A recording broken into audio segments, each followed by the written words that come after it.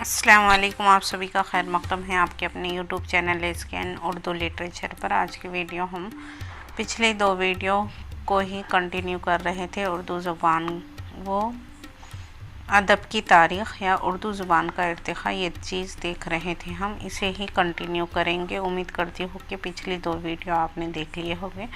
ये पिछली दो वीडियो पर ही आज की वीडियो भी बेस है, इसलिए इनका देखना ज़रूरी है। पहले दो वीडियो देख लें आप, इसके बाद ये वीडियो को कंटिन्यू करें। तो हमने उर्दू ज़ुबान का आगाज़ व इर्तिक़ा के ताल्लुक़ से देखे थे, इसको चार्ट के ज़रिए से भी देखा है। तो आज हम इसे आगे ही देखेंगे। उर्दू ज़ुबान के हिंदुस्तान की आर्याई ज़ुबानों की मुख्तसर तारीख़, इस चीज़ को हम देखेंगे।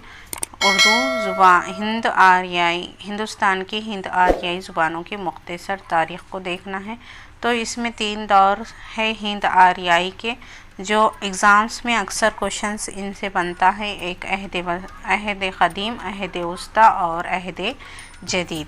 तो अहद क़दीम हमारा मबनी है, ये 1500 क़ब्ल मसीह से 500 क़ब्ल मसीह तक, और अहद वस्ता ये 500 क़ब्ल मसीह से 600 क़ब्ल मसीह तक का है। और तीसरा दौर है हमारा और लास्ट, ये जदीद दौर है, अहद जदीद है, जो 600 से 1000 तक क़ब्ल मसीह या हाल तक का है। तो ये इसे ही आगे हम कंटिन्यू करेंगे। बाद में वन बाय वन हम अहद क़दीम के ताल्लुक़ से, अहद वस्ता के और अहद जदीद के बारे में देखेंगे। अभी इनके ताल्लुक़ से कुछ मालूमात ले लेंगे। तो यहाँ है हिंद आर्याई ज़ुबानें और उर्दू। तो आर्यों के आने से पहले हिंदुस्तान में 3 ख़ानदानों की ज़ुबानें राइज थी।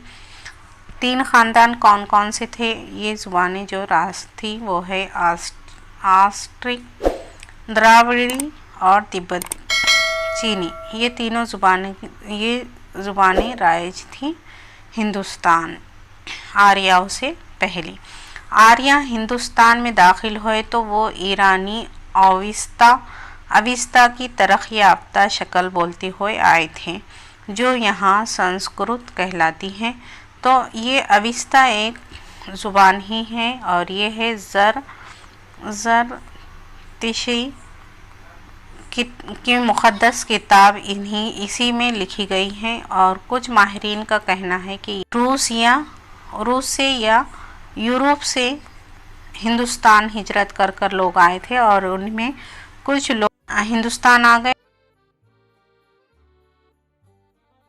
शायद मेरे ख़्याल से कौम है, उसी की मुक़द्दस किताब है अविस्ता। ज़्यादा तो मालूम नहीं है मुझे, अब इसे सर्च करके देख। अविस्ता की तरक्की याफ्ता शक्ल बोलते हुए आए थे, जो यहाँ संस्कृत कहलाती है। हिंदुस्तान आने से कबल आर्या वस्त एशिया के मुख्तलिफ़ ख़ित्तों से गुज़र कर यहाँ पहुँचे। हिंदुस्तान आने से पहले वो आर्या वस्त एशिया के मुख्तलिफ़ ख़ित्तों से गुज़रते हुए यहाँ आए थे, और तहज़ीब व ज़ुबान की तरक्की याफ्ता शक्ल भी अपने साथ लाए थे। हिंदुस्तान में हिंद आर्याई ज़ुबानों का जो इर्तिक़ा हुआ है, इन्हें 3 अदवार में बांटा गया है, जो हमने अभी ऊपर देखा। तो ये 3 अदवार है। क़दीम हिंद आर्याई, जो 1500 क़ब्ल मसीह से 500 क़ब्ल मसीह तक का दौर है। दूसरा है वस्ता, अहद वस्ता, ये हिंदू आर्याई है, ये 500 क़ब्ल मसीह से 6 करते आप। और जदीद हिंद आर्याई ये 1000 का है, या मौजूदा अहद बोल सकते हैं। तो इसमें कुछ ख़ानदाने हैं, उसे देखेंगे हम कि कौन कौन से ख़ानदाने थे। इसमें सबसे पहले है हिंदू यूरोपी ख़ानदान। ये हिंदू यूरोपी ख़ानदान है। जो हिंद यूरोपी ख़ानदान उर्दू ज़ुबान और लिसानियात दोनों के लिए अहमियत रखता है। उर्दू ज़ुबान का ताल्लुक़ बराह रास्त इसी ख़ानदान से है। तो हिंद उर्दू का बराह रास्त ताल्लुक़ किस ख़ानदान से है, इस तरह से भी क्वेश्चंस बन सकता है। तो हिंद यूरोपी ख़ानदान से उर्दू का ताल्लुक़ है। इस ख़ानदान की ज़ुबानें शुमाल हिंदुस्तान। अब ये हिंद यूरोपी ख़ानदान की ज़ुबानें कहाँ कहाँ बोली जाती हैं? तो ये ज़ुबानें शुमाली हिंदुस्तान, अफ़ग़ानिस्तान, ईरान और यूरोप के तकरीबन तमाम ममालिक जैसे इंग्लिस्तान, फ्रांस, जर्मनी, इटली, यूनान वगैरह में बोली जाती हैं। तो ये शुमाली हिंदुस्तान की, ये याद रखें आप, शुमाली हिंदुस्तान में ये सारे लोग ममालिक आ जाएंगे, इंग्लिस्तान, फ्रांस, जर्मनी, इटली, यूनान वगैरह में बोली जाती। संस्कृत, पाली और ख़दीम फ़ारसी, यूनानी, लातिनी वगैरह ख़दीम ज़ुबानें इसी ख़ानदान से ताल्लुक़ रखती हैं। तो हिंद यूरोपीय ख़ानदान से ताल्लुक़ रखने वालों में है संस्कृत भी है, पाली भी है, ख़दीम फ़ारसी और यूनानी, लातिनी, ये वगैरह ख़दीम ज़ुबानें इसी ख़ानदान से ताल्लुक़ रखती हैं, हिंद यूरोपीय ख़ानदान से। शुमाली हिंद में बोली जाने वाली हिंद यूरोपी ज़ुबानों के ज़ैली ख़ानदान को हिंद आर्याई ख़ानदान कहते हैं। तो ये अहम है आपके। शुमाली हिंद में बोली जाने वाली हिंद यूरोपी ज़ुबानों के ज़ैली ख़ानदान को हिंद आर्याई ख़ानदान, हिंद आर्याई कहते हैं। ये एक ज़ैली शाख है हिंद ईरानी की। हिंद आर्याई किसकी शाख है ज़ैली? हिंद ईरानी की। ये याद रखने की चीज़ है। सामी ख़ानदान जिसका ताल्लुक़ है अरबी से भी है और आगे देख लेंगे हैं। ये तहज़ीब और तमद्दुन के क़दीम गुहारे शाम, लुबनान वग़ैरह की पुरानी ज़ुबानें इब्रानी, सुरियानी, ये सुरियानी और इब्रानी का ताल्लुक़ किस ज़ुबान से, किस ख़ानदान से है? तो ये है सामी ख़ानदान से इनका ताल्लुक़ है। इस तरह से यहाँ पे है इनका ताल्लुक़ इसी ख़ानदान से था। मौजूदा अरबी इन्हीं की जानशीन है। अरब फतूहात के साथ साथ इस ख़ानदान को फ़रोग़ हासिल हुआ और यूरोप, एशिया के दूर दराज गोशों में फैल गई ये ज़ुबान, जहाँ ये आज भी हिंद यूरोपी ज़ुबानों की गति नज़र आती हैं। अक्सर हिंद यूरोपी ज़ुबानों मसलन फ़ारसी और उर्दू पर इसकी इतनी गहरी छाप पड़ी है कि इनकी शक्लें पहचान नहीं पड़ती।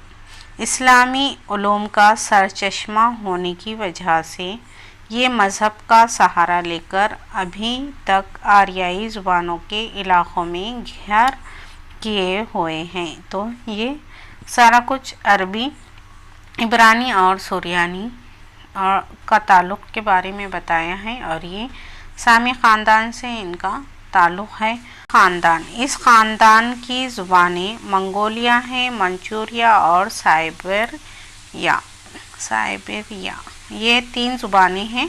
तो इन ज़ुबानों का ताल्लुक़ है तुरानी ख़ानदान से।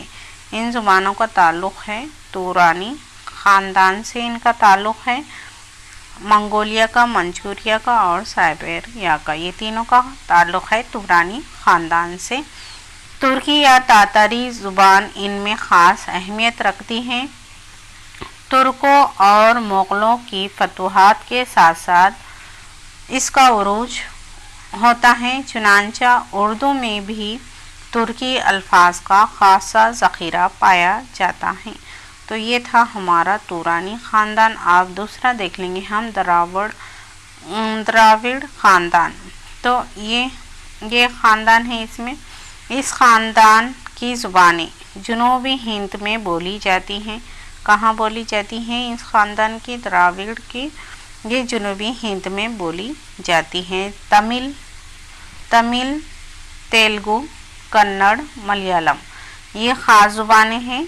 किसकी है ये? द्राविड़ी ख़ानदान की ख़ास ज़ुबानें हैं यहाँ पे।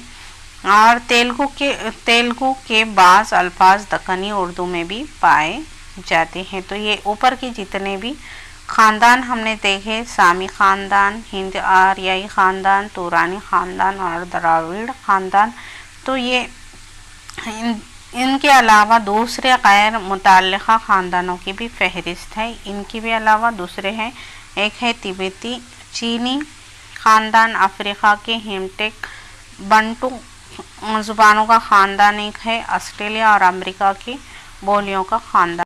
1500 क़ब्ल मसीह से 600 क़ब्ल मसीह तक का ज़माना है। ये कमोबेश 900 साल पर ये मुहित है और इस दरमियान यहाँ बोली जाने वाली ज़ुबानों में बहुत सी तब्दीलियों को महसूस किया जा सकता है।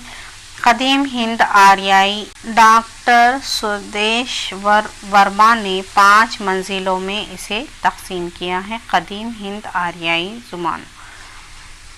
ज़माने को कितने हिस्सों में 5 मंजिलों में इसे तकसीम किया गया है। तो आज की वीडियो में हम इसकी मंजिलें देख लेंगे। वैदिक मंजिल आएगा। पहला है वैदिक मंजिल, जिसमें वैद लिखे गए, यानी संस्कृत जो मजहबी ज़ुबान की हैसियत रखती है। वैदिक में वैद लिखे गए हैं, जैसे साम वैद व यजुर्वेद, ये जितने वैद हैं वो लिखे गए हैं। दूसरा यहाँ पे है पाणिनि की मंजिल। किताब का नाम है अष्ट अध्याय, ये इनकी किताब का नाम है। और पतंजलि की महाभाष्या लिखी गई हैं इसी मंजिल में, पाणिनि की मंजिल में ये लिखी गई हैं। इस अहद में संस्कृत उल्मा की ज़ुबान बन गई थी।